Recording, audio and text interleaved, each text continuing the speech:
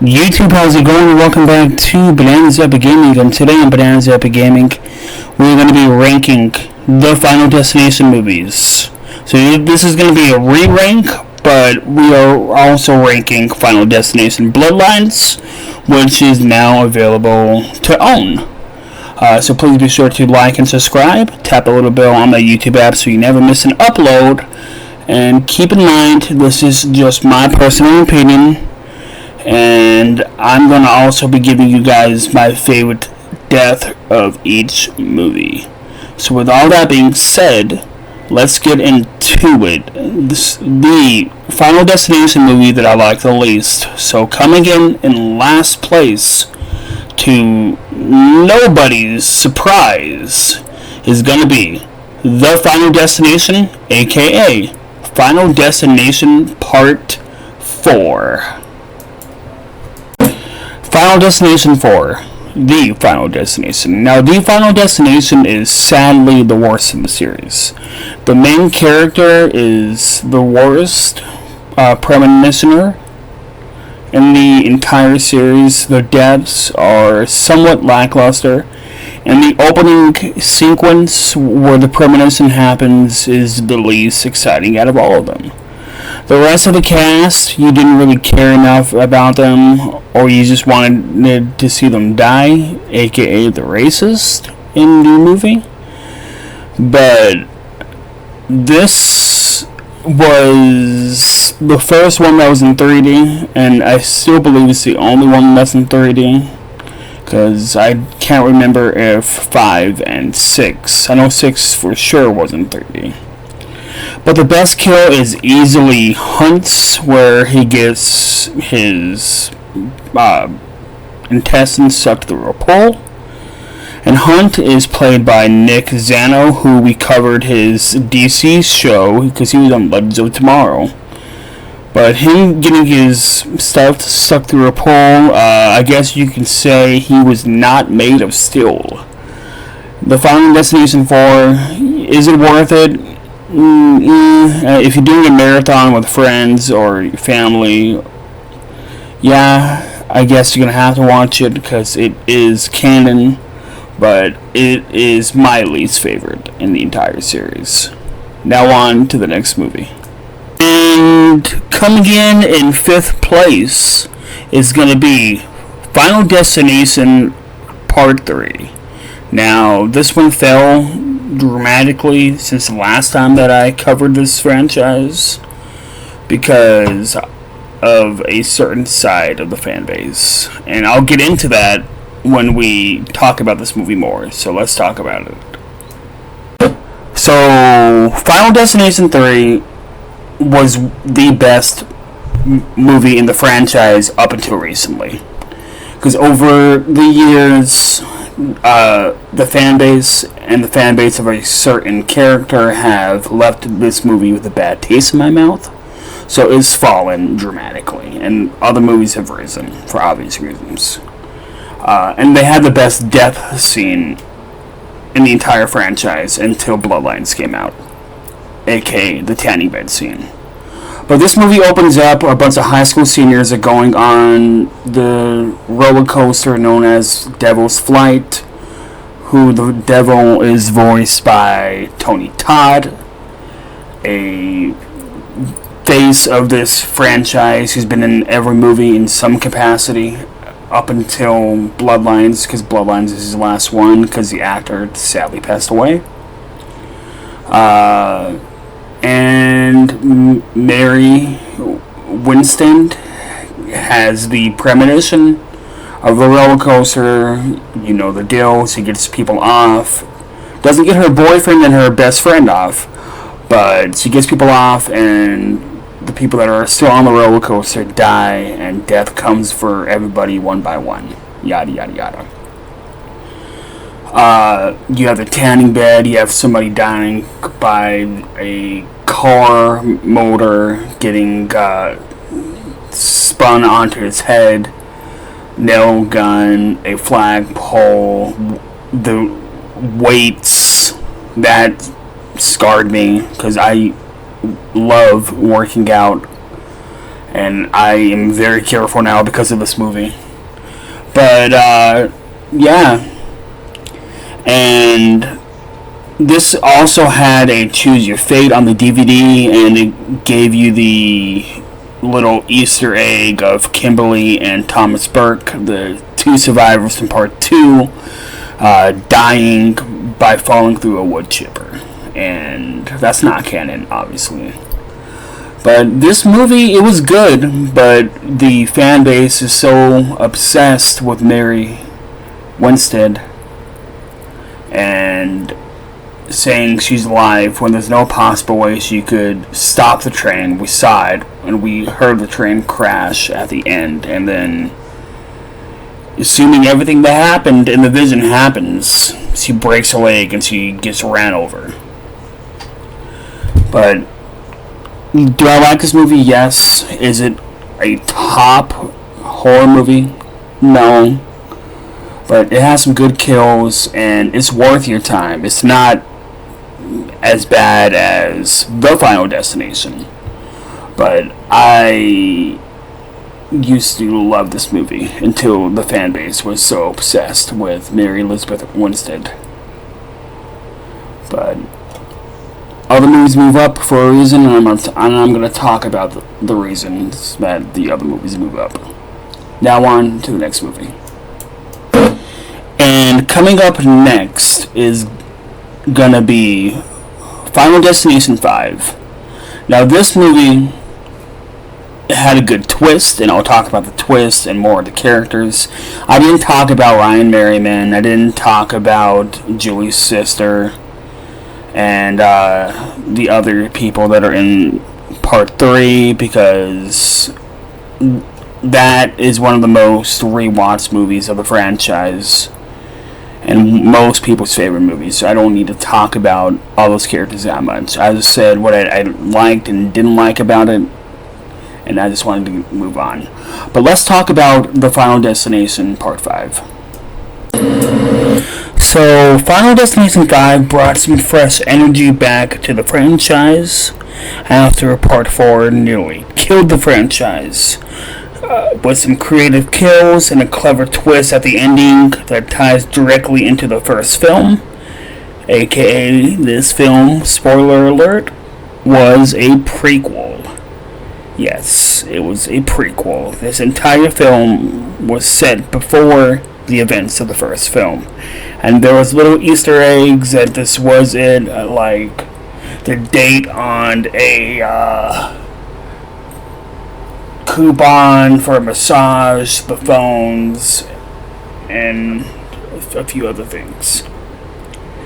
The tension and the setup for each death scene in this film are some of the strongest in the entire series, balancing some gruesome visuals with nerve-wracking build-ups. The best kill, hands down, in my opinion, would be the gymnastics death, which was the first death scene after the premonition. A masterclass in suspense where every little detail, the build-up, the loose screw, the slippery floor, the unbalanced bars, piles on top of each other until the shocking and bone-snapping finale. It's brutal and sudden and unforgettable to this very day. And in my opinion, it is still up there in the best kills of the entire franchise. But the worst kill, in my opinion, would be the worst one. Would be the best friend getting stabbed in the back. But the airplane disaster reveal, the twist, saved it, in my opinion. Because that could have maybe ruined the entire movie for me. Overall, Final Destination 5 is one of the stronger entries in the series, but it peaks early with its most iconic moment. Now on to the next movie. So coming up next is going to be a little controversial because it is going to be the Final Destination, the original Final Destination film. Now, the original Final Destination film is an introduction with a clever twist for the horror genre. Death itself is the main villain this time in this horror genre, so it's not somebody like a Freddy or a Michael or a Jason or a Leatherface. It's somebody that can't be stopped because no matter what you do, it's going to come for you. Instead of the traditional slasher like the ones I've named, the film builds tension through anticipation, foreshadowing, and the chain reaction of the death sequences. It's a smart mix of suspense, dark humor, and shocking visuals that keeps the audience on the edge of their seats from start to finish. The characters are a mixed bag. Some are relatable, like an Alex or a Claire, while others fall into the typical horror archetypes like the Carter, the Billy, the Miss Luton, the Terry, etc., etc., etc.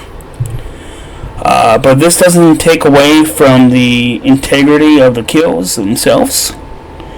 The film's strength is how everyday objects and situations can turn into a grisly fate for you. Overall, this is a top film of the franchise. In my opinion, the premonition is a plane wreck.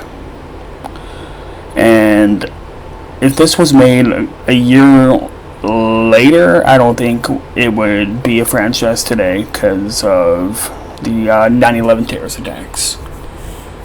But this film tremendously exceeds anybody's expectation. This could be a really good introduction for a little kid for a horror movie. Yes, it's gory, but there's nothing you really have to worry about, at least in the first two. 3 has some nudity, 4 has some nudity, 5 doesn't really have nudity, and 6 doesn't have nudity as well. The best kills. Let's talk about the kills.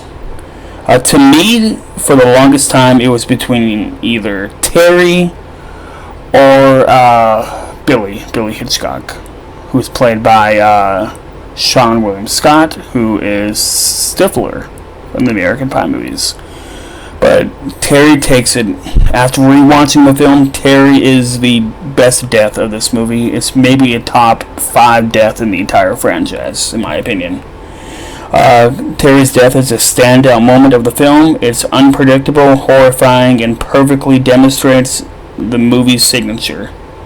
A Rube Goldberg-like death sequence.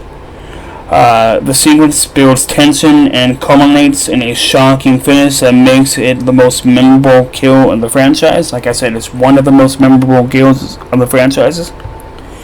She gets hit by a bus out of the blue after she told her boyfriend to drop effing dead. I remember most people needed a breather, and that was one of the things that the directors took away, and they added the scene of Alex drinking water. He put something in his water. But the worst kill, in my opinion, it comes down to 1 or 2 kills. For the longest time, I thought it was Carter. Carter saves Alex, so death skips Alex to go to the next person in line, who would have been Carter. He stands there saying, well, who's next? As a sign is falling backwards and is going to hit him, and he kills him off screen. Yeah. That made no sense for his character.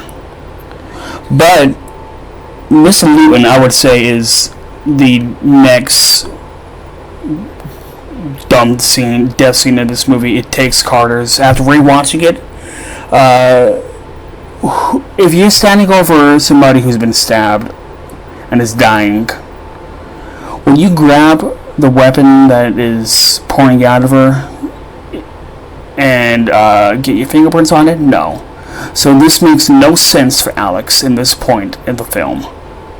That's why this film, dumb death, is Miss Luton, because it does not make no sense for Alex to do something like that. Overall, Final Destination 1. Sets the tone for the franchise, builds unique deaths and suspenseful storytelling. It may not have every character or death landing perfectly, but its unique concept and relentless tension makes it a must-watch for horror fans. Now on to the next part / next movie. So coming in second place, ironically enough, is going to be the Final Destination Part 2 that was released in 2003. Now, Final Destination 2 builds on a unique premise of the first film. Death itself is the ultimate villain and raises the stakes with a larger body count, so to say, because a little over 200 people died in the first one, including the plane deaths. But this one, outside of the plane deaths, this one has a larger body count. And even more suspense-driven sequences. Picking up a few years after the original film, the story centers around a group of survivors of a massive pile-up on the highway, who are led by Kimberly Corman, played by A.J. Cook, who has a premonition that spares the group from the crash. However, death is relentless, and fate begins hunting them one by one in an elaborate, terrifying ways, this time going in reverse order. That way, death can tie up all the loose ends. One of the standout strengths for Final Destination 2 is the chain reaction death sequences, which are more complex than the original film. Ordinary objects, from charred glass, rolling cars, to office equipment, and industrial machinery, become instruments of horror in this film, making the viewers hyper aware of everyday dangers. The tension is expertly built through clever foreshadowing and subliminal camera work. The pacing that balances and suspense with sudden shock for the fans. Now, this film also traumatized an entire generation because of log trucks. The log truck traumatization is because of this film, because of a pile-up on the highway.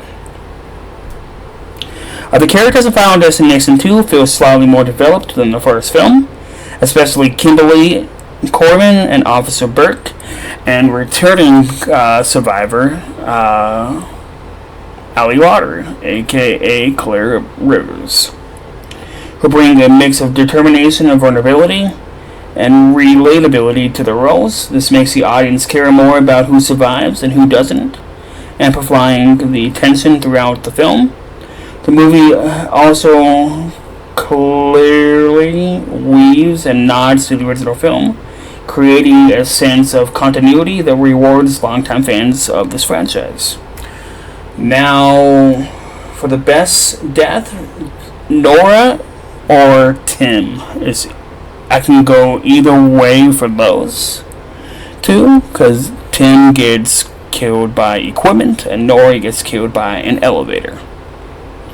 But I'm going to say Nora's death is arguably the most memorable of the film. It perfectly encapsulates the Final Destination style.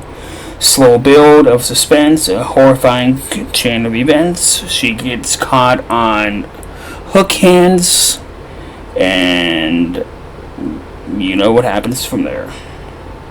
And a shocking yet irreversible payoff. The scene combines intrigue and sheer terror, making it a standout moment of the franchise and a great example of how Final Destination 2 pushes the boundaries of created horror kills. Now, the worst kill. This is easily, no questions asked, because the worst kill is Alex, the premonition person from the first film. He dies off screen. I believe the actor was having filming trouble because he was filming another project at that time. Don't quote me on that. Please don't. But Alex's death is, by contrast, underwhelming. While it fits the film's premise, it lacks suspense and choreography because he died off camera. Compared to the complex, multiple setup deaths like Nora, The Highway, Tim, Alex's death doesn't leave a good lasting impression because he gets killed by a falling brick. Overall, impressions on Final Destination 2 succeeds by expanding the scope and intuitively of the original concept. It is more polished, more ambitious, and full of innovative sequences that keep the viewers on the edge of their seats.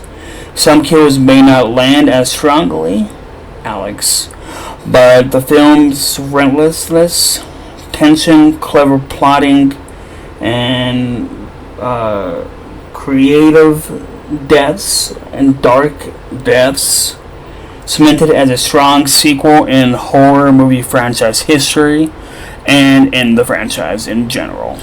Now on to the number one ranked film of the franchise. Now, I know I'm going to get some hate, but recency bias, the number one Final Destination film, in my opinion, is Final Destination Bloodlines. Let's talk about it.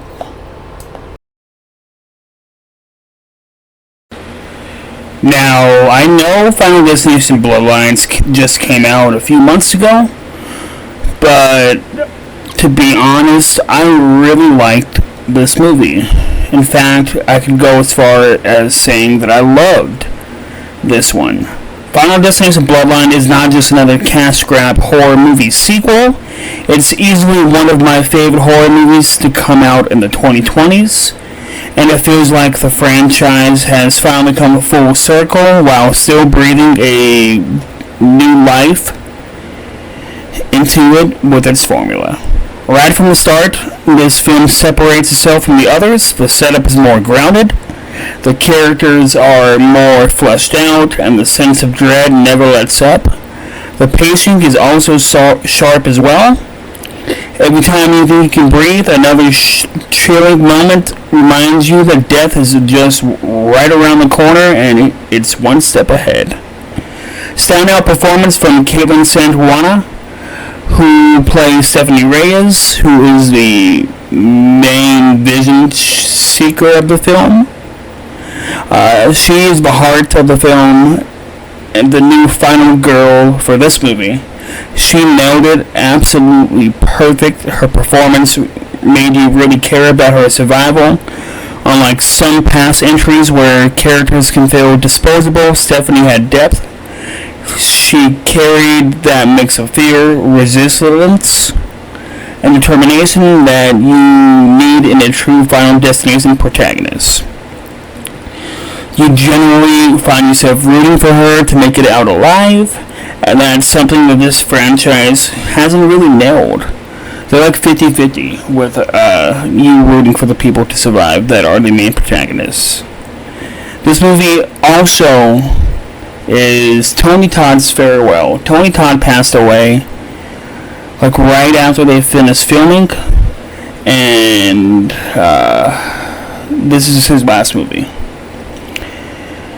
His final appearance in the series, and what a send-off it was. Not only did we get a little more of his backstory, but his final words hit hard and on a whole different level. Knowing that the filmmakers told him to speak from the heart made his monologue feel more powerful. He did not just play William Bloodworth last time, he said goodbye to us, the audience, and hit hard, honestly. There wasn't a dry eye in the theater. It was emotional, haunting, and unforgettable. The kind of farewell a horror icon like Tony Todd deserves. Tony also tells us during his reveal that Kimberly Cortland is the only known survivor to beat death. She has now emerged as the only survivor in the entire franchise. Everybody else is gone, from 1 through 5. and 6, obviously. That makes her story stand out as one of the most bleak but most impactful story arcs for Survivor in the series. We also assume that Thomas Burke, the cop from Final Destination 2, that was in the same movie as her, is dead. But his fate, as of now, is unknown. The deaths in this movie, Final Destination, of course, is known for its kills, and Bloodline delivered in a big way. Some were shocking, brutal, clever callbacks to earlier films, but two that really stand out. The best death, in my opinion, was Eric. Without a doubt, Eric's death is one of the best, not just in the film, but the entire franchise as a whole. The build-up, the execution, the sheer brutality, it's everything a Final Destination death should be. And the audience gasped, people were covering their mouths, and it's one of those horror movie scenes that fans will talk about for years. Just like the log truck from Final Destination 2. People have been talking about that since that movie came out. Pure perfection in terms of tension and payoff. The worst death, in my opinion, was Darlene. Darlene's death fell flat. It wasn't awful, but compared to the others, the creativity and the shock value that the other ones have had, it didn't land the same way. It almost felt like filler, just so they could get straight to Stephanie and her brother. Which is disappointing in a movie that otherwise has raised the bar. Final thoughts, Final Destination Bloodlines proved that this franchise still has life in it, even after 2 decades since it first began, over 2 decades since it first began, with the strong lead of Caitlin Santwana, who won't be in the next one if they make the next one.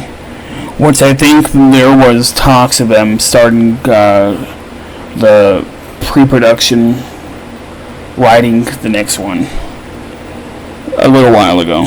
I saw something on X about that. But Caitlin Santwana, fantastic, and the emotional farewell to Tony Todd, and some of the most insane deaths in this movie, from the MRI to the trash compactor to the what other deaths? The skyscraper. It's been a while since I've seen this one, but man, this movie was good. And this movie will be remembered as one of the high points of the series. If you are a fan of the Final Destination franchise, you would not want to miss this one, so go out and see it. You can watch it on HBO Max, or you can buy it on Amazon Prime or Apple TV. I want to thank you guys for watching. Please be sure to like and subscribe. Tap the little bell on the YouTube app so you guys never miss an upload. We're on the road to 500 subscribers, and I wanted to do this as soon as I could, but I've been busy, been sick, and have had some stuff going on. But I finally have this done, and I hope to have this up for Halloween season, for the spooky season. But I really enjoyed doing this. Final Destination was a franchise I watched with my parents, and I used to watch it with my grandparents. So this franchise holds a special place in my heart, and I hope to see it continue. And as an actor, I hope I can work on one in some capacity. But yeah, thank you guys for watching. Let me know if you guys agree with me down below. Let me know what your favorite Final Destination ranking or movie is. Rank it down below. And the next CageTalk, I'm going to start working on the Marvel Phase 5 ranking here soon. And after that, I'll probably start working on the big Marvel ranking that's going to come out after Secret Wars, but that'll be in 2027, 2028. But yeah, again, thank you guys for watching. Please be sure to like and subscribe, tap the little bell on my YouTube app so you never miss an upload, and tell me, again, your ranking of Final Destination down below. And I'll talk to you guys soon. Take it easy.